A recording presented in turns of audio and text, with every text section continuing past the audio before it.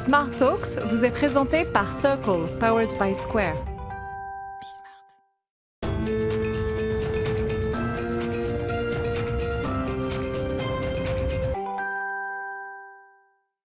Ravi de vous retrouver dans Smart Talk, l'émission qui déshabille nos invités et qui s'intéresse évidemment, vous connaissez notre formule, à la stratégie de ces entreprises, de ces groupes. Et avec moi, eh bien, comme chaque semaine, Gus, ça va ? Mais très bien, toi. Gus, tu es à la tête de Circle et tu vas venir aiguillonner, comme vous le faites et comme tu le fais d'habitude, nos invités. On accueille aujourd'hui notre premier invité, Franck Lacroix, le PDG d'Elior Service. Il est notre invité. Franck Lacroix, bonjour. Bonjour. Merci d'avoir répondu à notre invitation. On va partager ce moment d'échange. Vous êtes le PDG d'Elior Service, 21 000 collaborateurs, 2400 sites en France et un chiffre d'affaires de 450 millions d'euros. Mais vous êtes dans un grand groupe, vous êtes membre du COMEX du groupe Elior qui, lui, pèse plus lourd, c'est 3,9 milliards de chiffre d'affaires. Et Elior est aussi connu pour la restauration et la restauration collective. Mais on va parler de nettoyage, de bio-nettoyage. D'abord, une première question, parce qu'on n'est pas encore vraiment sorti de cette crise Covid, mais vous l'avez vécu de plein fouet. Vos collaborateurs étaient en première ligne. Comment vous l'avez traversée, cette crise ?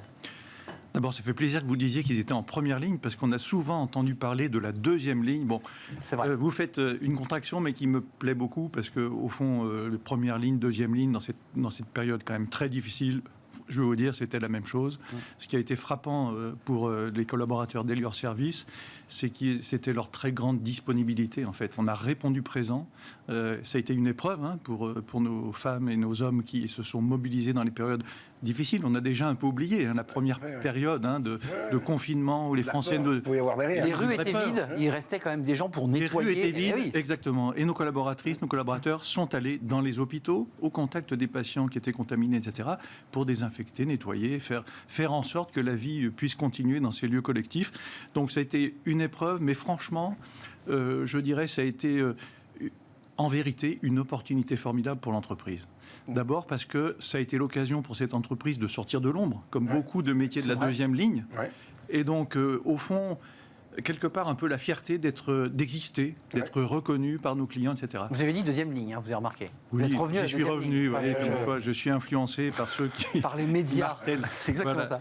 Mais voilà. Et peut-être il y a deuxième conclusion que je tire moi, de cette période très difficile, qui j'espère va bientôt se terminer, c'est en fait la résilience de cette entreprise. C'est ça. Elior Service est au sein, vous l'avez dit, d'un groupe Elior qui a pris de plein fouet la crise Covid pour une raison toute simple, c'est que son chiffre d'affaires dépend assez directement du nombre de personnes qui viennent déjeuner, etc. Bon. Pour nous, c'est un peu différent. Parce que, en vérité, les espaces, il faut toujours assurer le nettoyage, au fond, quelle que soit la fréquentation, quelque part. Donc, on a été moins impacté directement. Puis, il y a deux autres raisons, je crois, assez fondamentales qui nous ont permis de bien résister à travers cette crise, qui est d'abord la nature même de notre portefeuille contractuel, très varié. Oui, c'est vrai. D'accord. Et donc, des clients qui ont, certains étaient à la peine, les hôtels, par exemple, d'autres qui étaient dans une activité à peu près standard, puis d'autres, à l'inverse, qui avaient une suractivité, je pense aux établissements de santé en particulier. Une forte demande. Donc, voilà. Du coup, l'un dans l'autre, en termes de chiffres, le Covid, il est venu un peu saquer quelques chiffres, mais il a donné des opportunités en termes de croissance. Pour nous, ça a été... on a compensé, en gros. Les pertes ont compensé les gains.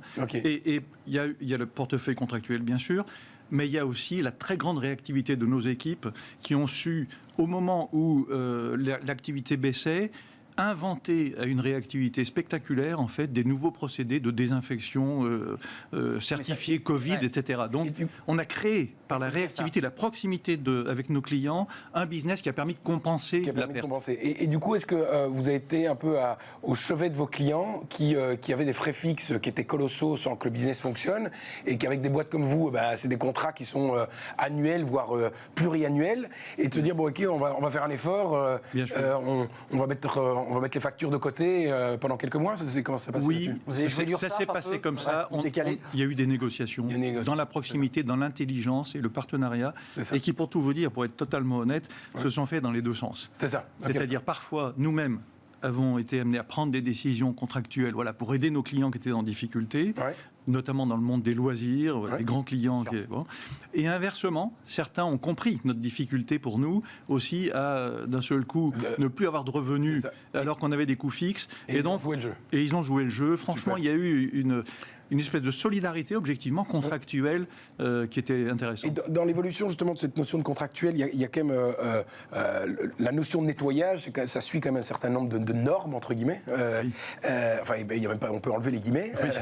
Et du coup, maintenant qu'avec ce Covid arrive, est-ce que c'est un métier qui va du coup, vu qu'il y a de plus en plus de normes, on sait que plus il y a de compliance, moins on fait de marge, parce que c'est des choses en tout cas absorbées pendant un certain nombre de temps. Est-ce que c'est vraiment venu disrupter le métier, ou bien en fait on a rajouté 3 lignes et ça se passe? Permettez-moi de rebondir sur ce que vous dites. Plus il y a de normes, moins on fait de marge. Je ne suis pas sûr. Je vais vous dire, ça se discute en tous les cas largement, et je vais vous dire pourquoi je pense ça. Parce que notre activité de nettoyage, de propreté, en vérité, avant la crise Covid en tous les cas, elle était vécue comme une activité de commodité, drivée par le prix. Les gens considèrent que... Le mieux 10 ans ou le moins 10 ans. Bon, alors, on peut dire qu'il y a peu de normes, il y a peu de trucs. Bon, tout ça n'est pas grave, on nettoie parce qu'il le faut. Bon, on a terminé. Mais donc, au fond, et c'est tout l'objet de la transformation que je suis venu lancer chez Elior Service, c'est de dire... Une revalorisation du métier, quoi. Une énorme revalorisation du métier. On est dans un marché qui est de commodité qui est dravé par le prix et qui fait que les prix sont à la baisse, à n'en plus finir, dans une compétition qui est énorme. Parce que dans ce marché-là, il y a 14 000, 15 000, j'ai oublié le chiffre précis, d'entreprises.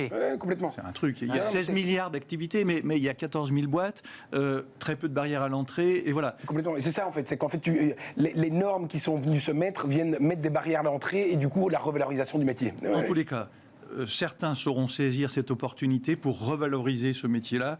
C'est complètement l'objectif que je vise. Sans garder ce fil rouge de première et de deuxième ligne, c'est des métiers qui finalement ont été visibles alors qu'ils étaient des invisibles parce que la crise Covid, parce que les rues étaient vides et qu'on voyait la marque Elior qui circulait dans nos rues.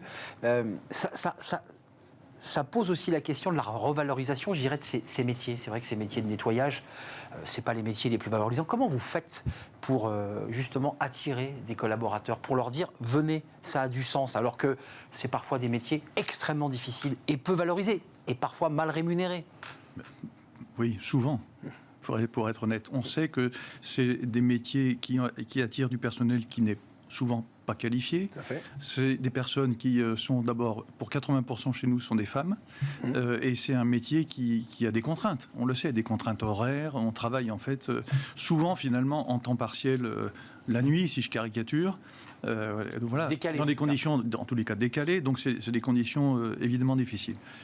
Mon projet, fondamentalement, c'est de transformer tout ça en profondeur. Parce que la crise du Covid nous en a donné en fait, l'occasion extraordinaire, une espèce d'alignement des planètes là qui est spectaculaire. Et cette transformation, en gros, ça consiste à dire ok, je suis sur un marché de commodité drivé par le prix, je veux me placer sur un marché qui crée de la valeur chez nos clients. C'est quoi le marché qui crée de la valeur chez nos clients?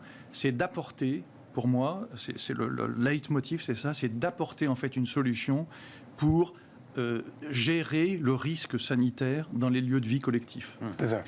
Et au fond, c'est un truc qui est fantastique, parce qu'aujourd'hui, je m'occupe des bâtiments, je nettoie les bâtiments.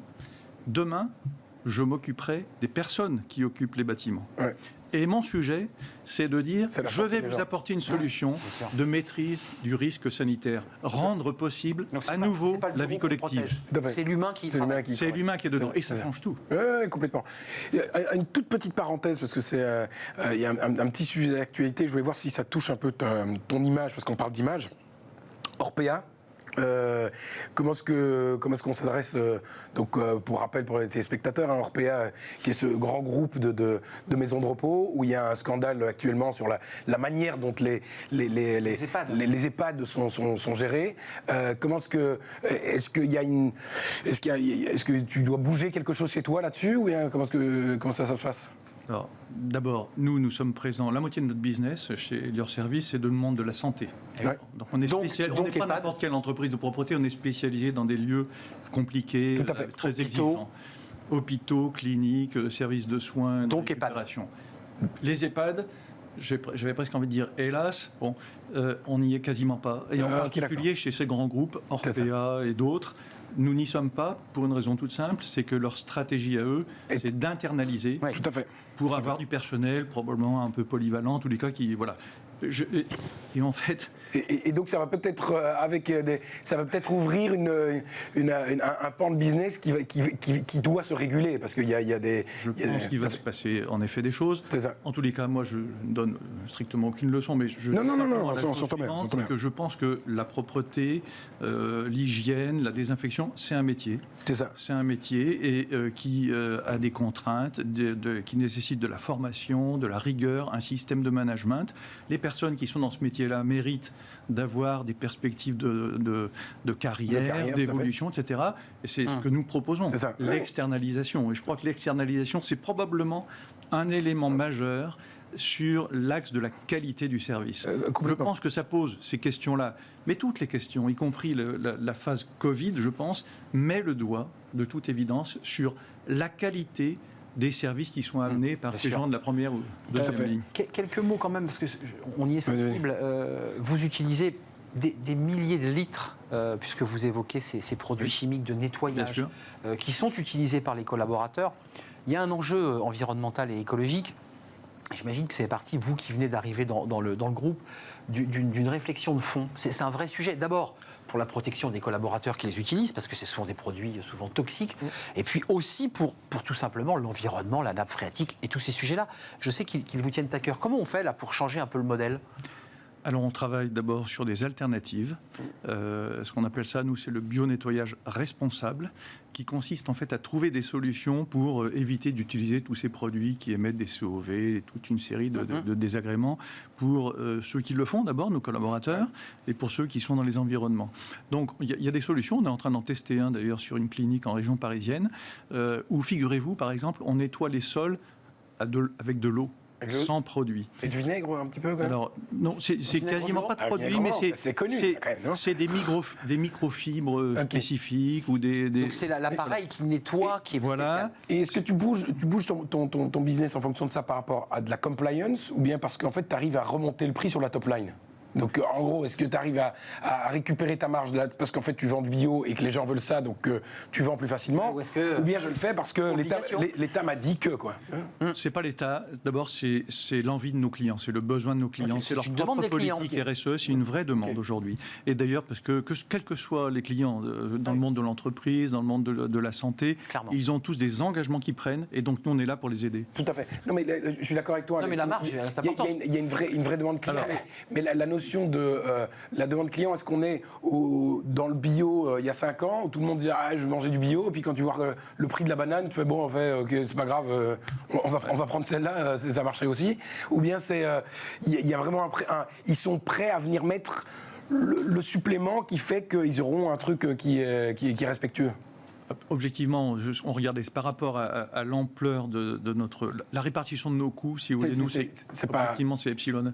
Nos coûts, c'est 90% de la manœuvre. Oui, c'est 80% de la manœuvre. Donc, en fait, ça fait un effet qui est pas super important. Moi, j'ai un autre truc pour toi, c'est la notion de... tu parlais de traiter l'humain qui travaillait, enfin, tu t'occupes de l'humain qui est dans les locaux plus que les locaux eux-mêmes. Est-ce qu'on va finir avec des labels et des ratings, un peu comme quand tu achètes ton paquet de biscuits, on te dit c'est A, B ou C, tu vas rentrer dans un bâtiment, tu dis putain merde ici, je vais me choper 15 maladies, ou ici c'est bon, je peux y aller. C'est exactement ça. Feuille à l'entrée, ouais. Voilà, ouais. Alors en fait, le projet que j'ai de nous installer sur ce marché en question, de la qualité finalement sanitaire d'un environnement, on commence à y travailler sérieusement, on a fait des POC, on est en train de lancer un POC dans un établissement scolaire, notamment les écoles primaires, vous savez que c'est un sujet majeur. Et donc on a un partenariat, plusieurs partenariats avec des start-up, et l'idée c'est de dire bon, d'abord il faut équiper le bâtiment pour prendre des mesures. Et on prend des mesures, on a identifié une vingtaine de paramètres que l'on mesure. C'est quoi? C'est la pollution de l'air? C'est les produits chimiques dans l'air? Oui, c'est ça, les composés organiques volatiles, le taux de particules, la teneur en CO, la teneur, un certain nombre d'autres produits, le bruit, la vibration, la couleur de la lumière bleue, et toute une série de... Tu viens essayer de te mettre sur ces labels de qualité, enfin de qualité pour lui l'humain au sein des locaux. Ouais. Et est-ce que du coup la notion de l'air, on vient d'en parler là maintenant, qui est un marché qui est en hyper croissance, hein, il est extrêmement intéressant à regarder. Absolument. Toi aujourd'hui, tu sors de la notion de je viens nettoyer, je m'arrange pour que l'humain soit au mieux dans ses locaux. C'est-à-dire que tu viens. Est-ce que le Elior Services de demain, c'est dépolluer l'air aussi? Et oui. Ouais, okay. L'Elior Services de demain, Tout, donc. c'est intégrer un environnement sanitaire autour des gens qui évoluent dans un lieu collectif. C'est ça. Donc c'est intéressant parce que ça veut dire que, au fond, au-delà de notre activité de base, on va y intégrer de l'expertise, Tout à fait. de la technologie. On fait rentrer le sanitaire dans le smart building. Tout à C'est fait. ça l'idée. Complètement. Mais ça vous oblige à switcher, excusez-moi, entre les personnes qui nettoient d'une manière traditionnelle avec la serpillière et le seau et des gants, Ouais. et les techniciens qui viendront dans des écoles. Ouais. Votre recrutement et la stratégie, vous allez forcément un peu la faire évoluer, automatiquement. C'est génial. Exactement. Vous êtes dedans déjà, là? On commence bien sûr à y réfléchir. On a une chance chez Elior Service, c'est qu'on a une division qui s'occupe du facility management. Ouais. C'est pas énorme en taille, ça fait 25 millions d'euros de chiffre d'affaires, c'est chinois, mais on a la compétence. C'est ça. Donc on a la compétence pour faire le pilotage. Et l'idée, c'est de dire, OK, les bâtiments, on va les équiper de ces capteurs. On va mettre un centre de supervision à distance qui nous permettra de piloter toutes les informations en temps réel et d'intervenir sur nos prestations de maintenance. Nous, aujourd'hui, comment ça marche? On fait le nettoyage tous les jours de la même manière. C'est-à-dire que c'est programmé à l'avance, ça a été négocié avec le client, on sait que le lundi, on fera 6 telle heures. Demain, on fera plus ça. Demain, on ira là où les gens sont passés, ou on ira en préventif là où les gens vont passer. Grâce au numérique, d'ailleurs. Hein. Grâce au numérique. Donc il y a aussi une grosse transformation numérique. C'est de la domotique. Et au fond, la transformation, c'est ça qui me passionne, moi, c'est la raison pour laquelle d'ailleurs j'ai intégré ce groupe il y a quelques mois, c'est que c'est une aventure humaine extraordinaire en vérité. C'est une aventure de transformation collective. Et tout le sujet, c'est bien beau d'avoir des idées, c'est bien beau d'avoir des slides, des trucs comme ça. La question, c'est d'embarquer les 21 000 personnes que vous évoquiez Et de les tout à l'heure. transformer aussi Et dans leur poste. d'avoir un vrai projet d'entreprise. Mais le projet que tu exposes là est super intéressant. C'était vraiment ce chiffre de boîte. Et du coup, ça veut dire que bon, j'entends la notion de facility management qui est un peu l'embryon sur lequel tu vas pouvoir construire le reste. La notion de R&D, tu l'as pas du tout à la base. Et du coup, cette notion de... Il y a quand même une notion de R&D dans le hardware, la R&D dans la gestion de data, parce que comme tu disais, par rapport à savoir optimiser au mieux les tournées de nettoyage, que ce soit pour un robot ou que ce soit pour une femme de ménage. Hein. Mais cette notion de R&D, du coup, tu commences à la construire, ou est-ce que tu démarres là-dessus? Ou est-ce qu'il y a des plans d'acquisition? Parce que c'est une manière d'accélérer les choses. Hein. Voilà, je pense qu'il y a une combinaison des deux, de toute évidence. On a quand même déjà chez nous une cellule qui s'occupe du digital, on a des gens qui s'occupent de l'innovation, c'est pas exactement de la R&D, mais de l'innovation. Donc on a développé déjà des outils digitaux, par exemple, pour la traçabilité de nos interventions. Pourquoi on fait ça? D'abord parce que nos clients ont besoin de transparence chez nous. L'image de la propreté n'est pas exactement celle-ci dans l'histoire. Bon. De plus en plus, propreté, c'est transparence. Ben oui, voilà. Donc il faut être cohérent, comme vous dites. Donc on a développé par exemple un outil avec du NFC où nos agents sur les sites, dans les hôpitaux ou ailleurs d'ailleurs, quand ils rentrent dans une pièce, ils font bip, et quand ils sortent, ils font bip. Et en temps réel, nos clients dans les hôpitaux, par exemple, savent, ou dans les cliniques, savent que la chambre est prête et hop, le patient suivant peut venir. Ça leur fait gagner du temps. Enfin voilà.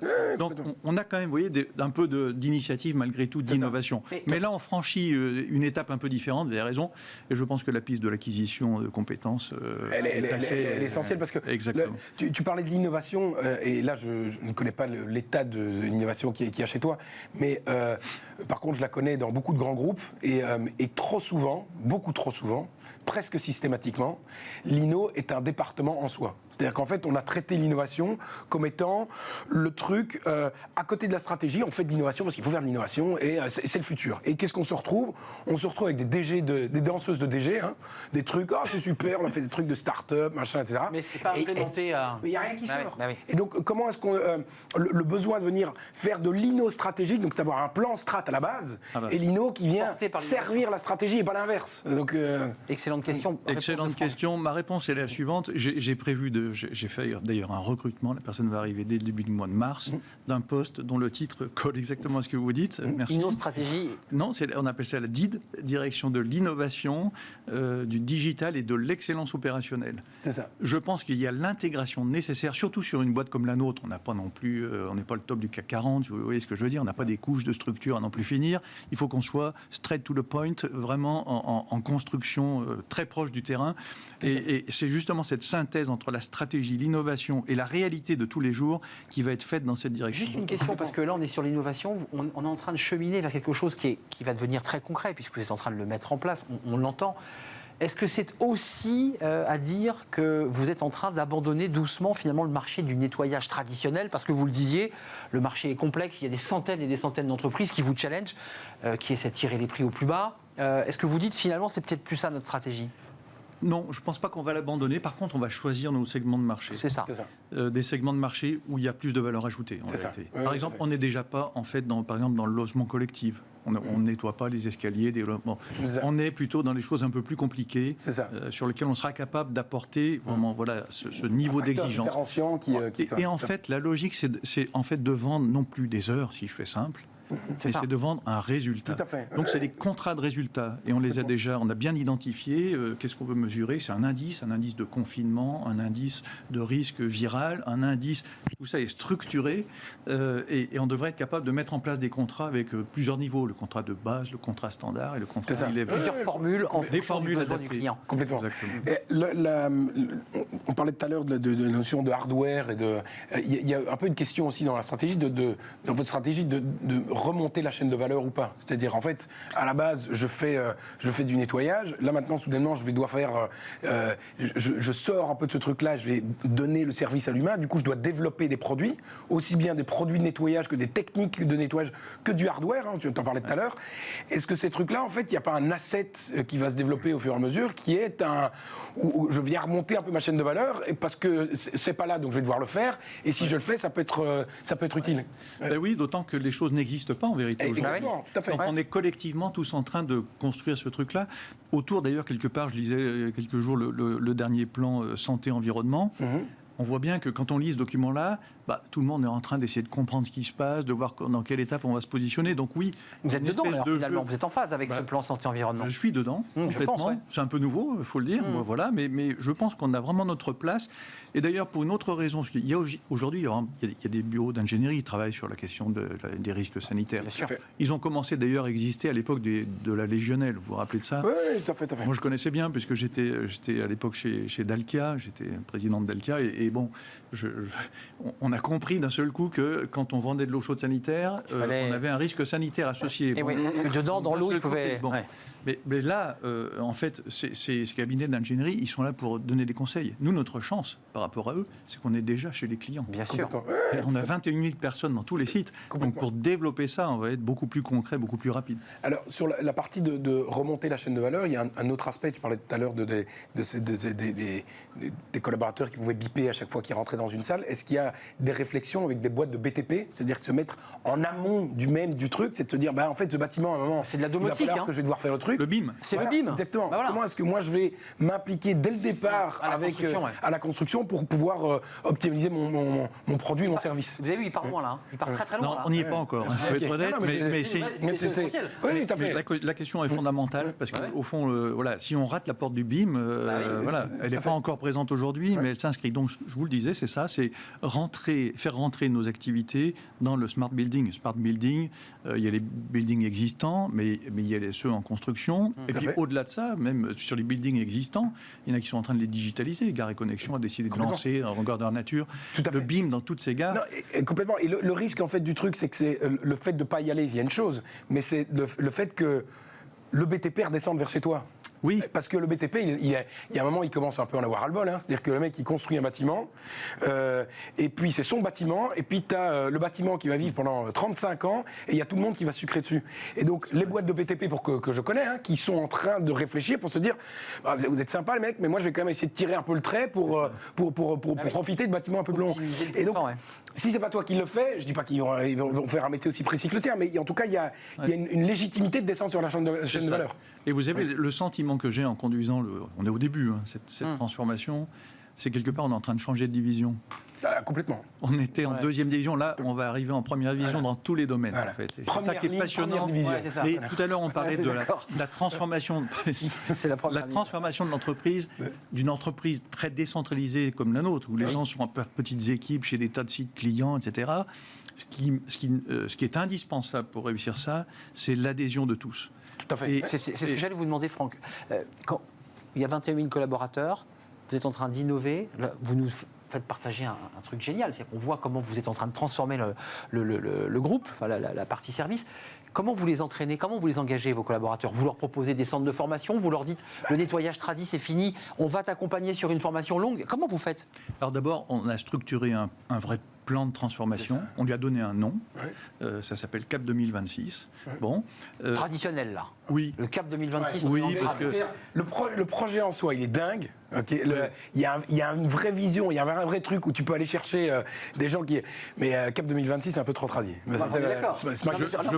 Je prends toutes les idées. Gommez ça. Ah, écoute, je prends toutes les idées. Mais derrière ça, ce que je veux simplement dire, c'est que pour moi, d'abord, l'idée. Pour faire mobiliser tout le monde, il faut déjà faire partager notre objectif, la mission. Bien sûr. Et aujourd'hui, notre mission, c'est de nettoyer les sanitaires des bâtiments. Bon, franchement, quand vous rentrez chez vous, vous n'avez pas envie de raconter ça. Ah, exactement. Demain, ils vont dire, moi, je suis là pour garantir la sécurité sanitaire dans les lieux collectifs. Des infirmières. Ça a déjà plus d'allure. C'est vrai. Je veux dire, quand j'étais chez Dalkia, je parlais de ça tout à l'heure, j'ai passé beaucoup d'années de ma vie à travailler là-dedans. En fait, qu'est-ce qu'on a fait? On a transformé des gens qui étaient des chauffagistes, qui vendaient des litres de fuel et des heures de dépannage de chaudière. Aujourd'hui, ils vendent des économies de CO2, des certificats d'économie d'énergie, et quand ils rentrent chez eux, ils sont fiers de le dire. Et ça a transformé la boîte. On va faire la même chose chez Elior Service. La mission. Le deuxième truc, c'est la stratégie, faire comprendre la stratégie. Exactement. Et là où on va. Oui. Et donner un projet, parce que c'est ça qui est intéressant, c'est que les gens aujourd'hui, ils rejoignent plus une boîte. Hein. Avant, tu voulais bosser chez L'Oréal, chez Coca, chez Danone, etc. Aujourd'hui, les gens ne rejoignent plus de boîte, mais un projet. Quoi. Voilà. Et donc, deuxième truc que je crois important pour que ça marche, c'est montrer la force du collectif. C'est ça. Parce que nous, on est une boîte avec 20 000 personnes et on a comme concurrents des boîtes avec 200 personnes parfois. Pourquoi on est plus fort quand on est 20 000? C'est quoi? Qu'est-ce qui se passe? On est plus fort parce qu'on est ensemble avec des projets. Donc on a structuré 6 grands projets complets qui couvrent tout le scope d'une entreprise. Et ensemble, on s'est fixé des feuilles de route avec des délivrables mois par mois, des choses comme ça. Jouer ensemble. Et puis le troisième point, alors celui-là, pour moi, c'est le plus important, en vérité. Parce que ces boîtes de nettoyage, et Dieu sait qu'Elior Service est vraiment une très belle boîte au milieu de cet océan de boîtes très diverses, en vérité. Petite boîte, oui. Bon, il y a quand même une logique de pyramide, et quand on est sur le terrain, on exécute, point. Bon, je caricature à peine. Hein. Là, moi, je pense qu'il faut inverser ce raisonnement-là. C'est un peu bateau de dire ça. Faire remonter. Mais ça l'est beaucoup moins de le mettre en œuvre. C'est faire le bottom-up. Faire en sorte que les gens, les responsables de secteur sur place, les chefs de site, les responsabiliser, soient responsables, prennent des initiatives. Et donc, je leur ai demandé de faire, d'ici le mois de juin prochain, leur projet d'équipe, qui se nourrit du projet global, mais qui part de l'initiative des gens. Et qui viendra nourrir le projet global. Voilà. Alors, je peux vous dire que c'est compliqué dans une boîte comme la nôtre, parce que on n'est pas riche en structure, on est la tête un peu dans le guidon souvent, etc. Mais quand on fait lever la tête et qu'on a un objectif à long terme, franchement, on arrive à mobiliser les équipes. Merci Franck Lacroix. Une toute dernière. Non, très court, parce qu'on va déborder. Oui, très courte. T'es au COMEX de chez Elior. Oui. Tu te dévies vers le service, ça va aller? Il n'y aura pas avoir une guerre des chefs à 6 plumes qui vont commencer à se tirer les plumes? Bon, je ne pense pas. Moi, j'ai fort à faire dans mon sujet. Ah, ok, ça. Et en mot de conclusion, on dirait que Franck Lacroix est en première ligne, en tout cas dans cette bataille. Pour rester totalement cohérent avec la première ligne, qui n'est pas la deuxième ligne. Merci d'être venu sur notre plateau. Franck Lacroix, PDG d'Elior Service, un des business du groupe Elior. Merci. Merci à vous et à toi, Gus de Circle. Merci à vous qui nous regardez, qui êtes fidèles et qui réagissez d'ailleurs sur les réseaux sociaux. À très bientôt. Smart Talks vous a été présenté par Circle, powered by Square.